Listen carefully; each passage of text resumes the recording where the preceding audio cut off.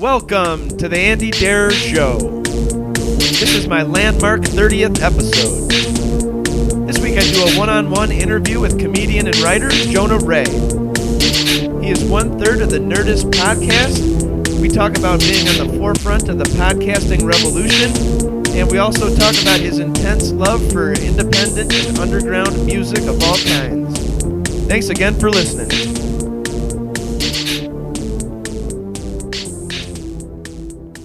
All right, thank you so much for tuning into the Andy Dare Show. I'm your host, Andy Dare, and today via phone I am talking with Jonah Ray. How you doing, Jonah?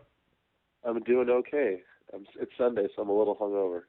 Yeah, I saw you went to a little Weird Al Yankovic last night. How was that? It was awesome. I mean, I've seen him a couple times before, but only at state fairs where he usually plays. But this was at the Pantages Theater, which is a gorgeous old theater in Hollywood, and it was the best time I've seen him yet. It was so good. That's awesome. He's definitely having like a renaissance, it feels like, with like nerd culture becoming a little bit more popular. But yeah, he's always been an actual great performer that people don't even realize. Like live, he throws down, Yeah, he really, it's a great show, and it's it's got so much to it with all the videos and stuff like that. The craziest part is that I was in a video, Funny or Die video a while back called Weird, the Al Yankovic Story. It was like a trailer for the dramatic movie that would be Weird Al's life. Okay, sure. And he plays that in his show now, and that's the most fucking surreal thing I've ever experienced in my life. And this was just like a big joke on Funny or Die, just that for him to have a dramatic movie about him? Yeah, I mean, it was just like a sketch that my friend Eric Appel wrote and directed, and like Al is in it. He sanctioned the whole thing. But it has like a Weird Al is being played by Aaron Paul from Breaking Bad, and really? Mary Steenburgen is in it. Patton Oswalt plays Dr. Demento. It's great. Oh shoot, I will definitely have to check that out or link it up. Yeah, that sounds hilarious. Yeah, no, it's really well done. So you are one-third of the Nerdist podcast, one of the most popular podcasts out there, with your man Chris Hardwick and Matt Myra. How has your life changed in the past 2 years with Nerdist podcast? It's weird. It's I guess just the awareness, because I've been doing comedy for 9 years now, and it's just kind of like it's really brought out kind of a newer crowd to being aware of who I am. But nothing. It's just neat. We get to do these shows out in these different cities, and people are coming out and laughing and having a good time. And I don't think my life has changed too much, but at the same time, when you do comedy and you just kind of, and you push hard and progress, it always seems like little things kind of change, but it's never really a big change where it's like all of a sudden like, oh shit, this is now different. Yeah, it's more gradual here and there. Yeah. Well, I love the Dana Gould episode. That was the last one I've heard. And, he is a genius. I've heard him on a lot of different shows, but you guys definitely tapped into his funny side. He was just knocking him out the park. I love to talk about the Bob Mould stuff and stuff in the Twin Cities and St. Paul. Didn't know he was up in that music scene, right? Yeah. Yeah, I mean, it's like Dana Gould is so funny. He's just a guy that's been around for so long. It's like he's just a name that people know. Even if they don't really know his work, they know who he is, and at least in comedy, Yeah, I was surprised that he had started so early. Like he said, he started it in his late teens, and now he's in his 40s. He's still doing it, and that's awesome. So. Yeah, definitely. That guy is. It's like, and I've gotten to know him the past year or so, just casually, friendly, and it's been really awesome, just because he's such a nice guy, so smart. Knows about music, knows all about movies. He's just really awesome. He's like, when you think about being it's like oh, I want to be a cool adult, Yeah. A guy that's able to pay bills, have kids, and but also have props from the original Planet of the Apes. That's when you think of a cool adult, that's Dana Gould. I love his stuff about Eloquent Filth or something, which is not a bad thrash metal band, but band name or But I love how his jokes about the baby's his toy box or something. That was kind of creepy but hilarious at the same time. Oh yeah, it's sadder than Oh man. So yeah, I talk a lot about music on my show, and I know you're partnered up with Matt Myra. How do you feel about the Dave Matthews Band? Be honest. How am I? I'm partnered up with him. You mean just like through the podcast? No, I mean sexually. No, I'm joking. Just yeah, through the through the podcast. Have you had to put up with a lot of listenings of Under the No, Table God, and no. Dreaming? I wouldn't let him put it on. Why would I let him put on music that I don't want to hear? Matt and I, we don't spend too much time driving around together or anything, so it's never really an issue. Gotcha. And it's not that I hate Dave Matthews Band. It's just that I don't care about him at all. Yeah, the way I feel about him is they do have an original kind of American sound with their instrumentation and stuff. It's just I mostly hate their fans. They sound like Dave Matthews Band. Yeah. They sound like, and that's great. That's like the best you could hope for, I think, in music, is to just have your own thing and have your own sound. But the frat boys are what kind of turned me off on them a little bit. And that's a big thing too, because that's a hard thing about music, where it's fans can easily like turn you off of bands, and it's sad that that's the case, but it's hard not to be like it took me a long time to get into NoFX, because only jocks I knew listened to that punk band NoFX. Yeah, exactly. I feel you. But really, they do have. Out that they're actually kind of like smart, funny, anti-jock guys. Yeah, they're poking fun at it. I'm like, oh, yeah. Yeah, and Dave Matthews, they also took a little bit from the Peter Gabriel songbook. If you listen to much Peter Gabriel, I mean, Dave kind of ripped off his voice and just that whole in your eyes drum beat kind of stuff.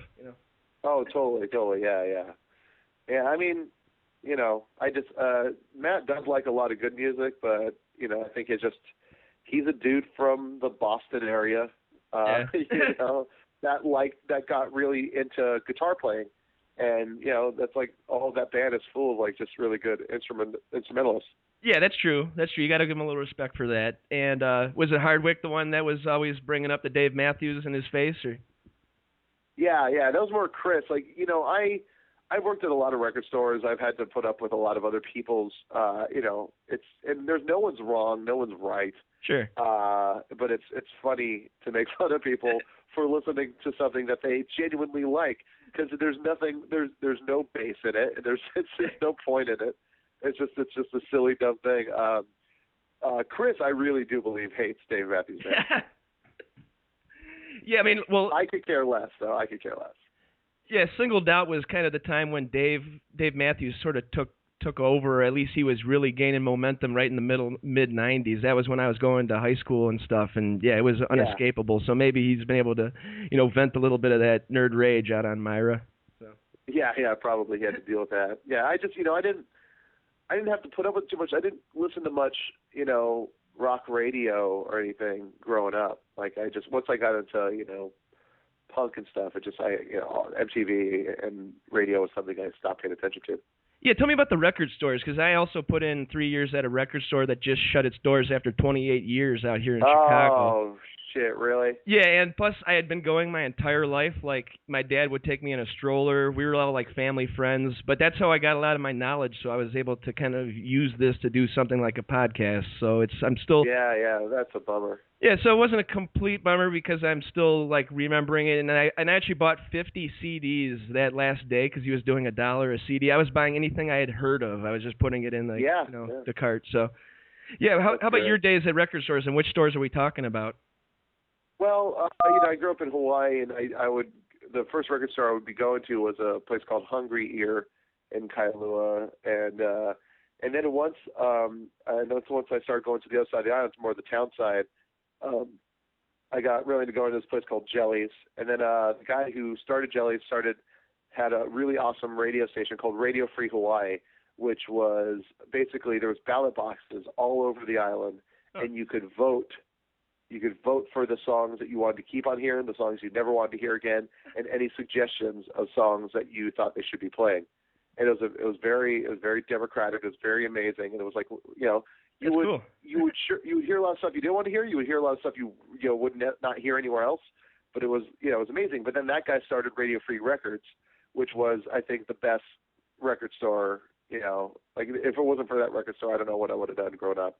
Huh. They put on shows. They had, great punk and indie records and really knowledgeable staff.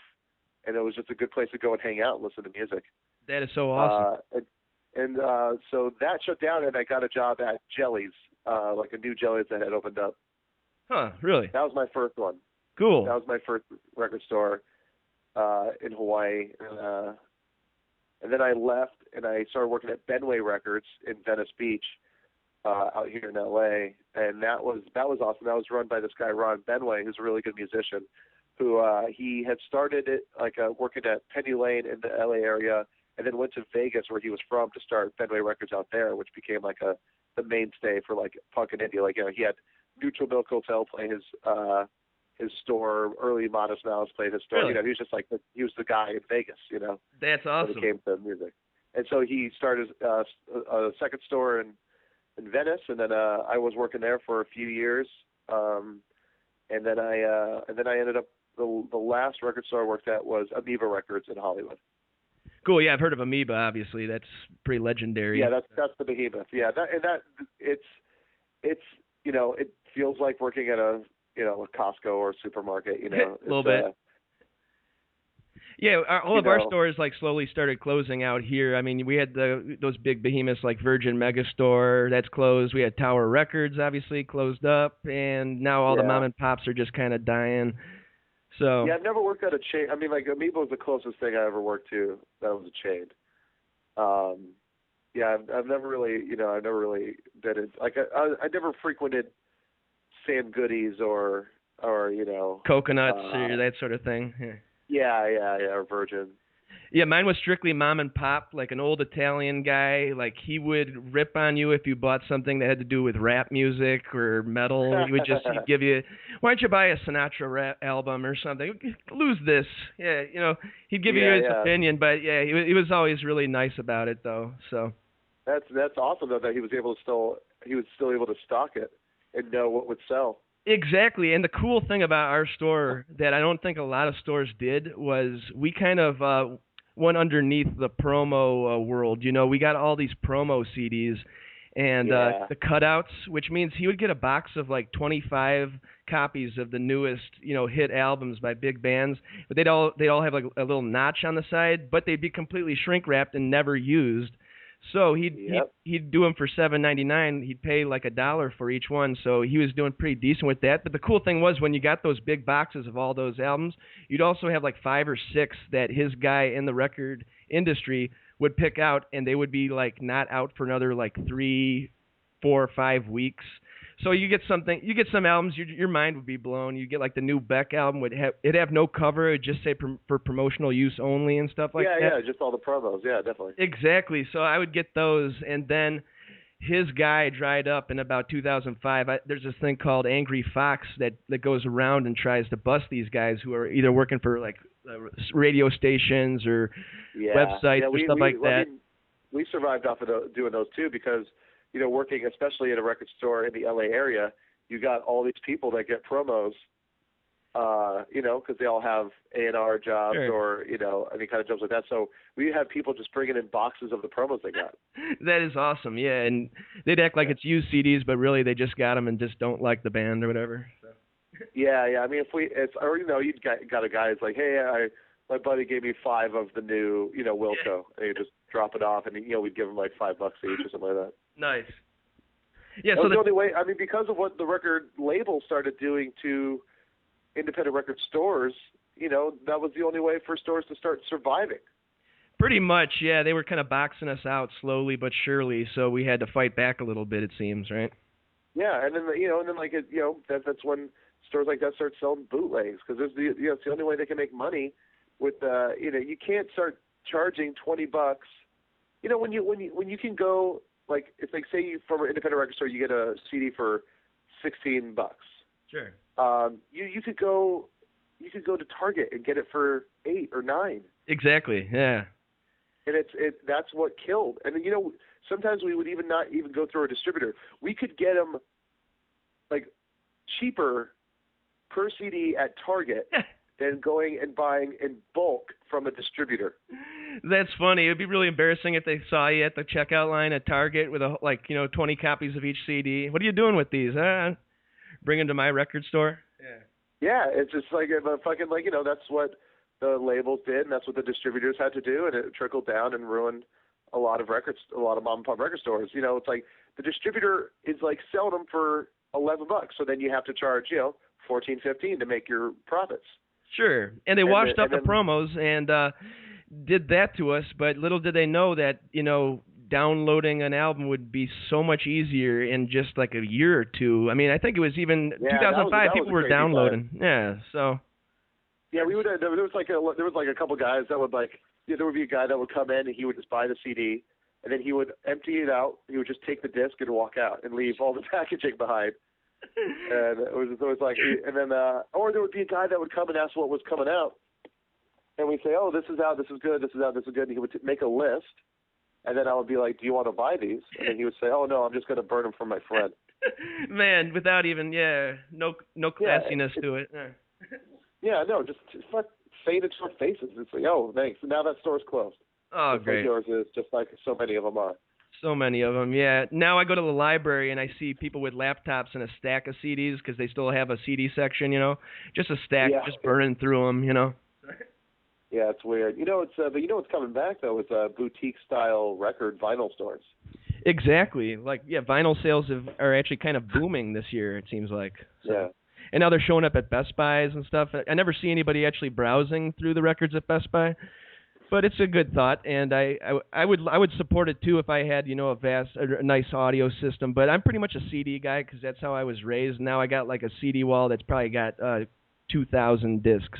So. Oh boy, yeah, I need the iPod. I actually just got into a new thing where it's a monthly subscription to this thing called RDIO, like RDO.com, and I'm really into it because it's really helping me find out about new bands and and I still you're paying the subscription and it's all I don't know what the algorithm is, but I'm hoping that bands are getting the money. It's legit, yeah.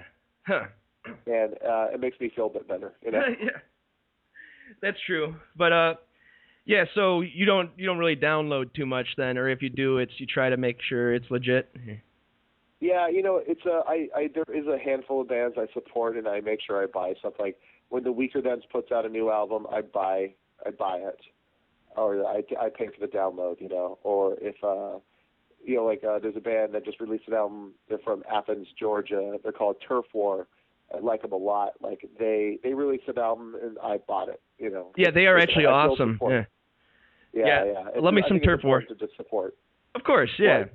I said I love me some Turf War. I like Athens a lot. I'm reading a book about REM now that they split up.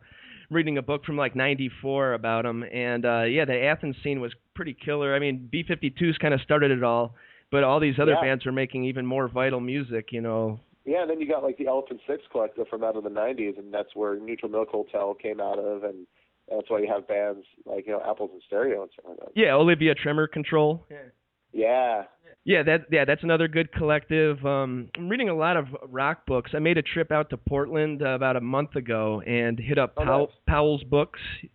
Yeah. That thing is a massive store. It's like my Wonderland, 6 floors, and I love how they just have the used books thrown in with the new books.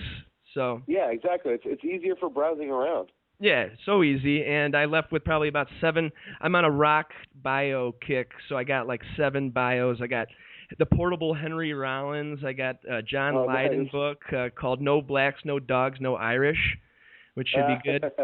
And I got this Pavement book, and what's it called? Oh, yeah, The Perfect Sound Forever, The Story of Pavement, and that one has been a killer read as well. So nice. Who wrote it? That's Rob Johansson. Okay, yeah. Or no, Rob Johanovic. I'm looking at it right now, but it's hard to read. Rob Johanovic. But yeah, do you read any new books about music or anything like that lately?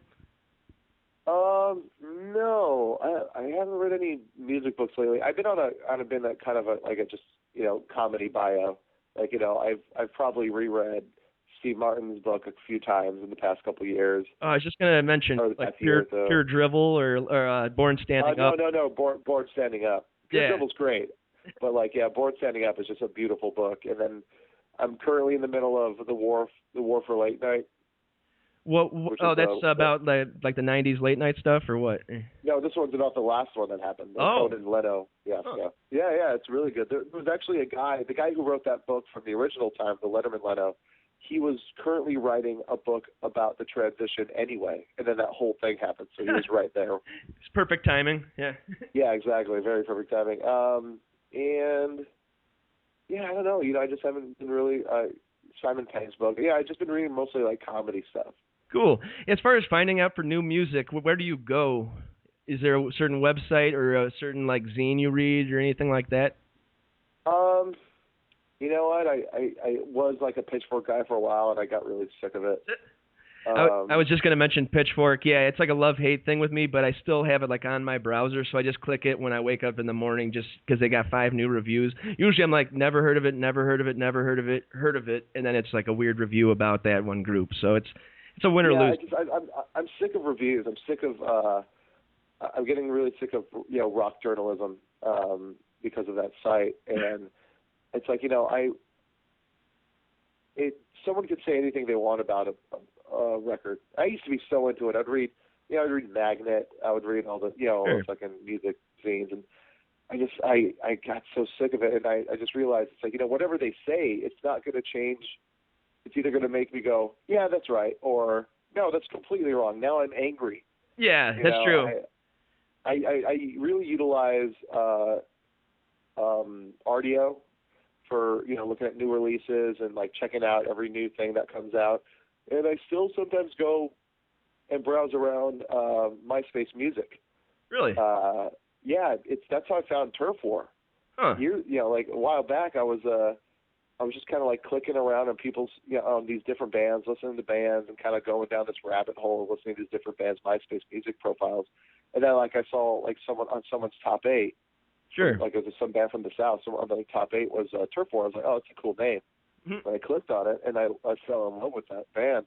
Yeah, MySpace. I mean, it's still holding on there somewhat, but obviously other things have come and gone even since that. But I think MySpace Music is actually that works. It works. Like because there's the shitty algorithms that Pandora uses to say that if you like this band, you like this band, or there's bands that are like literally saying these are the bands we like, or these are the bands we're friends with, which is sometimes just even better. Good. Yeah. Yeah. Because if they're friends, it's got to be someone that they're willing to put out there, put their name that, hey, this is good for you. Yeah, exactly. It's not the same. It doesn't sound the same, but it has the same feeling. You can't make an algorithm for that. Yeah, I would do the same thing with like the record labels, and even now, like if like you find an indie label, like a lot of times I'll go through their whole roster and like at least hear some samples, just because if they put their name behind one band, who's saying that this other band might not be good? I think it's a lot of the times they just sign like similar, not in sound, but similar, hungry artists, and like that's similar aesthetic. I do that with like Sub Pop. Like I'll listen to anything that's on Sub Pop just because Yeah, that's what I actually like about the RDO site I was telling you about. It's like you can search by label. Oh, really? Huh. Yeah, and so like I went back and I was I'm going to check out everything that's been on Kill Rock Stars. Cool. And then I look at I was like, oh, I totally forgot about Bangs, and I totally forgot about this. And then you go to Merge or Matador or Sub Pop, and you just see. It's great. I think, searching by label is also, that's what, when me and my friends were getting into punk, that's what you did. You got into this one band, and you would order, a catalog of that label's other records. Exactly. And in the 90s, they'd have them like, printed out in the CD, Yeah, other exactly. titles. Then you would mail order. I mean, we had to mail order a lot in Hawaii because some of the, the options weren't really there. So mail order became very, very big in Hawaii. Cool. So, I took this trip to Portland, and I wanted to do some studio stops, but I couldn't get the people I was with to go do it. I wanted to go see Kill Rock Stars up in Olympia, and I even contacted them. And then I also wanted to go see K Records. Are you aware of K Records? Of course I'm aware of K Records. Yeah. I should know who I'm talking to. Yeah. Okay, Calvin Johnson, he's awesome. maybe not the greatest baritone singing voice ever, but not at all. Just the spirit between his, the beat happening, and I like if I ever want to show somebody K records, I go to a Weird album, and that is Beck's "One Foot in the Grave." 1 Foot in the Grave, yeah, exactly. Because it totally used the aesthetic of K records and this homemade, do-it-yourself like basement sound, but brought it to Beck. And this is a hungry Beck before even Odelay. So I think that's a great place to start if you want to check out K. Yeah, it's that early Beck stuff that's even like it was recorded before Mellow Gold. Yeah. And it was I believe it was around the same time. But he was doing that stuff. He was doing folk stuff, and he was doing all the kind of breakbeat Ampadelic stuff, yeah. Yeah, exactly. And but it wasn't until he kind of got together with the Dust Brothers that really solidified. But blew him up. Yeah, but he's it's like it's a great label, and the Halo Benders are great. Oh, of course. Him with Doug March, right? Yeah, with Doug March from Built to Spill. Yeah, so I really kind of fell in love with like the Pacific Northwest on this trip, and listening to a lot of that twee music. I never even heard of the term twee before. Have you? Yeah, twee, man. That's what are they called? They have that song "Fuck You, I'm Twee."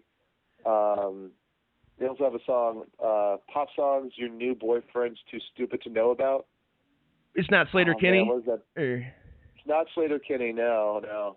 It's shit. It's look up the song "Pop Songs Your New Boyfriend's Too Stupid to Know About," and it's a really funny song, but it name checks all those bands. Really, huh?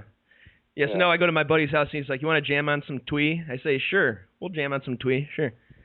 But yeah, I went up there and then I took a trip. I took an hour-and-a-half trip up to Aberdeen, which was home of Kurt Cobain. Yeah, just because I grew up with it. I mean, I pretty much explored their music so hardcore, but right after Kurt killed himself, like around 94, 95. Okay. So, and it was just the 20th anniversary, so I was like, okay, if I'm gonna ever go, I might as well go. It's an hour-and-a-half drive out of my way.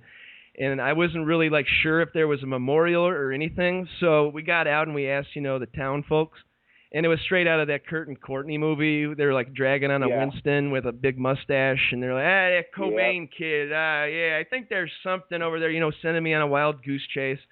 And little did we know, had my sister do the smartphone, and she looked it up, and there was an awesome new memorial underneath the Young Street Bridge, which is where he would, kick it when he was, pissed off at life and pissed off at his mom and his situation. And couldn't ask for a cooler memorial just because you really felt like I know it sounds corny, but you kind of felt his presence there.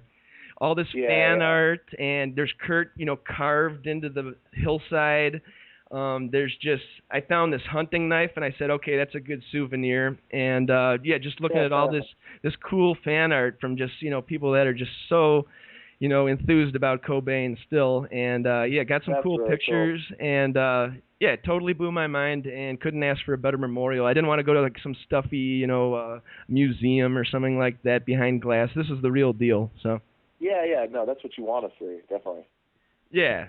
So I got that, and pretty much I was there for a wedding, but that was definitely my favorite part of the vacation. So. Yeah, no, that sounds great. Yeah. Were you a big Nirvana head, or was that? Yeah, of course. I mean, who wasn't? It was awesome. I just started getting into hard music because my brother was starting to get into metal, and when Nirvana came out, I was like, oh, these guys seem like guys I know, or like me, I love it because it was hard, but it was like melodic at the same time. Yeah, and that's the band that like me and my friend Donald became obsessed with, and. Anytime Kurt Cobain would talk about another band, like he said the Melvins, so we went out and bought a bunch of Melvins. And then he mentioned Black Flag, so we went out and bought Black Flag, bought Flipper. We got Black Flag, and it's like, what are these other bands on this label SMC? And then we got into like Circle Jerks or That's like the original Twitter kind of, I like this band at the Meat Puppets, Yeah, exactly. And then you just go down the rabbit hole. Some people do, some people don't. Exactly. And some this week, buy the singles, some people buy the back catalog. Who knows? Yeah. This Friday, just two nights ago, I saw the Meat Puppets in Chicago at the Double Door. And that new album is really good. I do like it. Yeah, Lollipop, not a great album cover, but no, it's the worst album cover.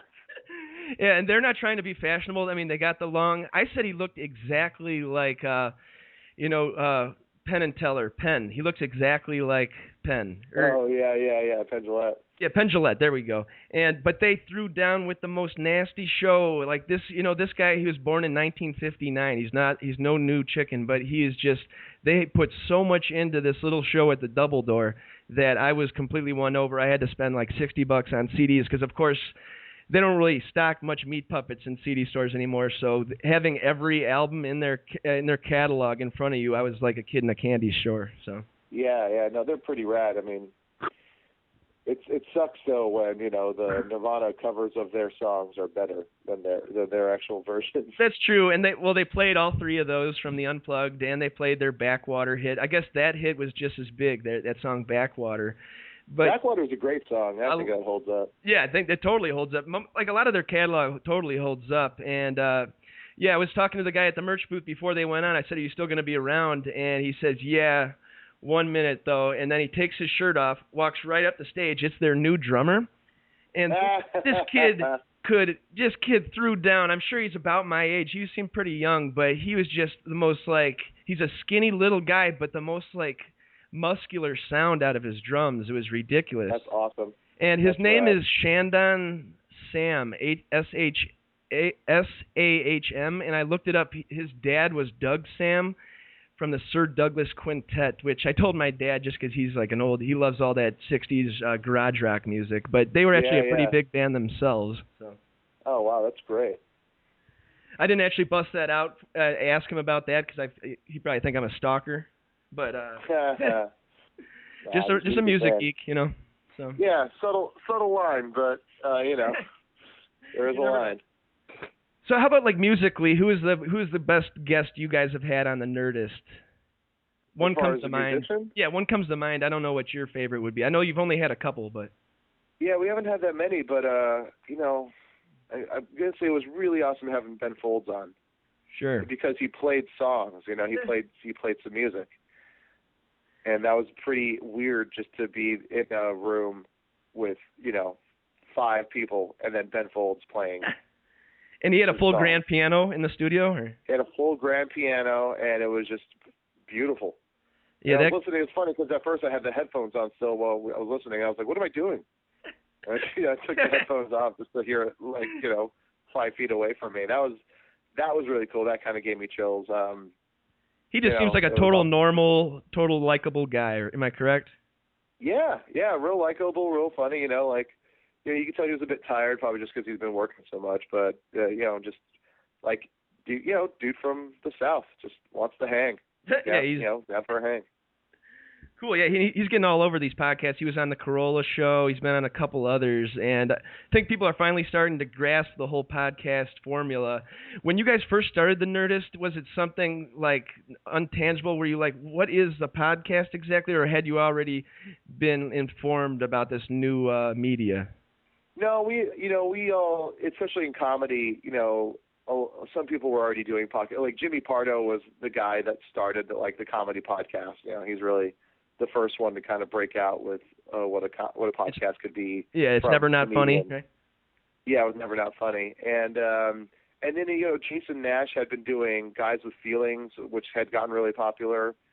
That kind of then he kind of tapered off. He wasn't doing it as much, but there was, and a lot of us were tech guys, so everyone kind of knew what a podcast was. And Chris, he wasn't the first guy in the game at all by a long shot, but he was just, we were just talking. He's like, it's just.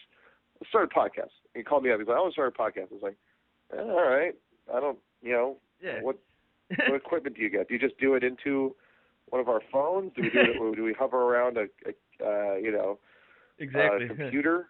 I wasn't sure, the techniques of the logistics, yeah. Huh. Yeah, and then, and so, yeah, we just, then Chris bought that, a Zoom thing and some mics, and we just kind of, and we didn't know what it was going to be. I was like, well, are we going to have, topics? Are we going to have guests every time, all the time, or, what's going to be the thing? And he's like, I don't know, we'll just start it and figure it out. and I think I feel we're still figuring it out. Yeah, I mean, it's a growth process, right? Yeah. Yeah, and then it's we've kind of settled into these, kind of these archetype characters and the way we interact with each other while the mics are on and stuff like that, and it's fun.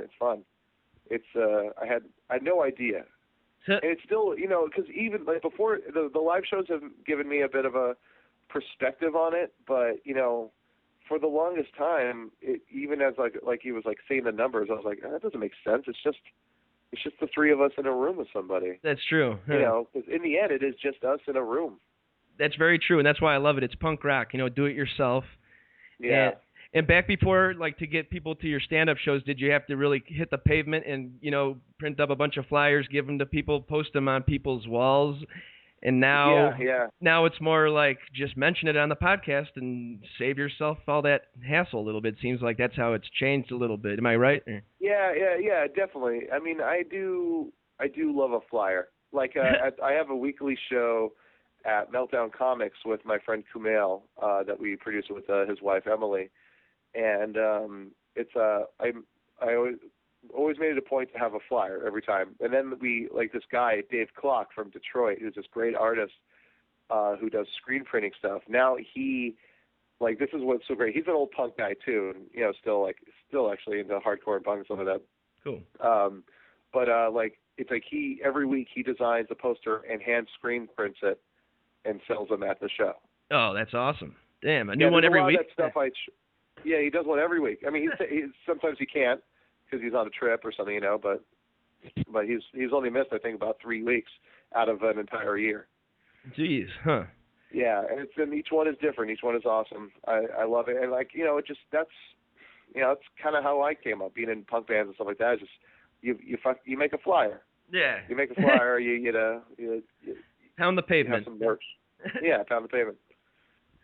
So now that the Nerdist Empire is growing a little bit, like my friend Katie Levine, I know, is being a little bit of a showrunner with you guys, starting all these new shows. Yeah, she's kind of taken she doesn't do anything on the actual Nerdist show, but she's helping with these satellite shows. Or? Yeah, all the satellite shows, like like Kumail's show, The Indoor Kids, or Pete Holmes' new podcast, He Made It Weird, which I love. It's hilarious, yeah. Yeah, it's such a good. He's so funny, and his new album is really, really good too. She helps out with like all those other ones and stuff like that. And I've been, me and my friend Neil have been kind of kicking around the idea of doing a music podcast, but I would want to play songs, and you can't really legally do that. That's true. Yeah, you kind of got your hands tied on that one, but you can always, talk to people. Like, I've had a blast just, sending emails out and getting some weird responses. Like, just got off the phone with Aaron Burkhardt, which is Nirvana's first drummer from when it was Fecal Matter. So yeah, that's insane. That's awesome. I got him, then I got Joey Coco Diaz. Have you heard of him? Like, yeah. So I got like such a range of weird people, but just really, I don't care who you are as far as it's interesting and you've got a passion about something, you got a fire in your belly, I'll talk with you about music. So yeah, definitely. And doing the same thing, just do it yourself and slowly, building something. And it's been a lot of fun. But how about any podcasts that you yourself listen to that aren't like Nerdist related? WTF with Mark Maron is probably my favorite podcast. Yeah, I love Mark, and I love the people he has on, and I love the Chris Rock episode from last week. Chris Rock episode's great. I love the fact that Eddie Murphy still asks where Fred Stoller's at. If you live in LA and do comedy, you kind of run into Fred Stoller here and there. That's funny. And it's the fact that Eddie Murphy is like, where's Freddie Stoller at? It's just, that one's really good. Grandma's Virginity is a great podcast with it's this guy Justin Roiland along with Ryan Ridley and someone else. It's Justin Roiland. Have you ever seen the animated show for Channel 101, House of Cosby's? Yes, I have actually. Yeah, that's one of the guys. It's the guy that created House of Cosby's. Oh, okay, and it's a big podcast. It's called Grandma's Virginity. It's just really funny and really nice, So what's next up? I listen to more music than I do podcasts. Yeah, I mean, it's just you got to go with what you like, you know. So what's next up for you as far as new or next gigs? Or I know you do the once a week at Meltdown, but any shows coming up or television appearances? We're about to announce like a whole bunch of Nerdist tour dates for next year. Oh, snap! Nice. Yeah, there's going to probably be there's about 12 so far, I think. Are all three of you guys going out to these? Yeah, these are all actual Nerdist dates, like the three of us. Awesome. We do stand up up front, and then we do like a hostful episode.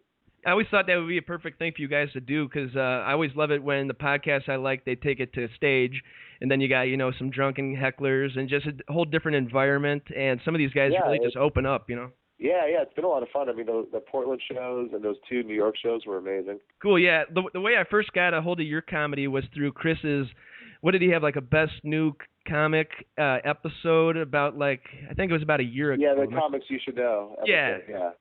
And you killed it on that one. The thing about TJ Maxx being the popular kid at school, that was hilarious. Thanks. Yeah. Thank you. I like that joke a lot too. It's fun. It's the one I do when I'll end on that. Yeah. Your little secret weapon. Yeah, I'm going to be putting out another 7-inch record of stand-up comedy. I did one in 2007, and I'm going to be putting out another one on the same label, AST Records, early next year. Who are AST Records? Who is that? Where's that out of? It's based off of the website A Special Thing. They have also put out albums by Kyle Kinane, Jen Kirkman, Paul F. Tompkins, Jimmy Pardo. They have it's a great label. And you're just doing vinyl only? Yeah, I mean it'll have you buy the vinyl and you get the digital download. I'm sure they'll also pop it out to iTunes. Oh, I'm sure. Cool. Awesome. But, I put out one. This will be my second one. Sweet. So any full length comedy album, or is that still in the works? No, I mean my plan is to do 3 EPs and then work towards doing a full length album. I like the idea of doing 7 inches because that's kind of how it was when I was growing up with bands. They would do a bunch of 7 inches and then they would do a full album. I was just gonna say that's straight out of the SST notebook, pretty much. Yeah, that's the plan. That's the idea. And then I can put out an album called the first 3 EPs. Like the Beta Band, am I correct? Exactly. You know what I'm talking about. Okay, cool. You're picking up on all of them, and each record will be named after a line from the Mystery Science Theater 3000 movie. Nice, yeah. Just like the St. Paul stuff he was talking about, Daniel Gould. That's hilarious. At least somebody is getting my indie references, and vice versa. I really appreciate you calling into the show, Jonah. And thanks so much for having me, man. No problem. If they want to follow you on Twitter, it's Jonah Ray, JONAHRAY, and JonahRay.com. Am I correct? Yes, that is correct. It is my Tumblr. And you got 2 episodes of Nerdist every week, usually. That's Nerdist.com, one of the best shows out there right now. Keep it up, for sure. And we just announced that we're going to have 5 more specials on BBC America throughout next year. Oh, awesome. I was going to ask you about the future that I didn't want to, in case you hadn't heard or somebody didn't want to bring that out there, but they are signing on for 5 more? Yeah, we get 5 more. There'll be 1 more before the end of this year, and then we'll one every other month or so come next year. Awesome, man. Taking the world by storm. Love to see it. Any last words? No. Beautiful. I love simplicity. All right. So on behalf of Jonah Ray, this is Andy Dare saying thank you so much for checking out the Andy Dare Show. Follow Andy on Twitter at Andy Dare. That's ANDYDERER. You can like us on Facebook. That's Facebook.com/The Andy Dare Show. And YouTube.com/Andrew Martin Dare for all the newest and latest videos. Thanks again. This has been our 30th episode, and from the bottom of my heart, I want to thank all the listeners who have supported us since day one. This has been The Andy Dare Show.